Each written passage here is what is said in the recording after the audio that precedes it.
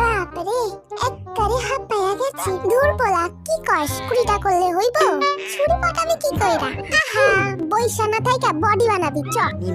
ফুলো তোমার লাগতাছে? আচ্ছা ঠিক আছে, আমি আর এক্সারসাইজ করুম না, তুমি রেস্ট নাও। ওকে আই হাতে ছেড়া উল্টা পড়লি কেন? দেখতাছিস না ফুলের তোর কত কষ্ট হইতাছে, আর এক্সারসাইজ তো না করলে তোর কপালে যে কত বড় কষ্ট আছে আমি ভালোই টের পাইতাছি। আমি কোথায় ভেসে গেলাম? ও মা গো, বুকটা কেমন চিনচিন করতেছে। তাই বেশি নাটক করবি তো ব্যানানা মিল্ক বন্ধ করে দিন, তারপরে বুক এমনি চিনচিন করব না। I love exercise love me.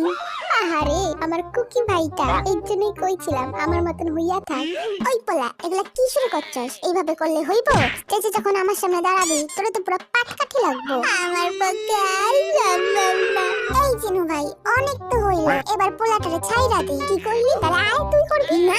আমি কোনো এইটুখানি তো হইব নাকি? তুই ওরা আরো বেশি বেশি কর। তাই ক শোন, হুইয়া হুইয়া অনেক নাটক করছিস, এবার আমার কথায় উঠবি আর বইবি, বুঝছস? আজকের দিনটা না করলেই নয়। কি করলি? Few moments later. আশি একাশি। পুষ্টা আমার একটা কেমন গন্ধ আইতাছে না? কি রে তুই কি কোনো কুকাজ করছস?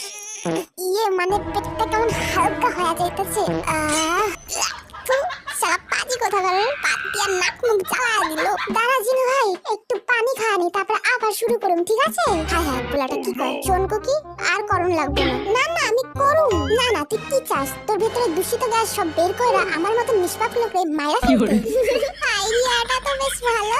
শোন এবার থেকে আমরা একসাথেই করুম।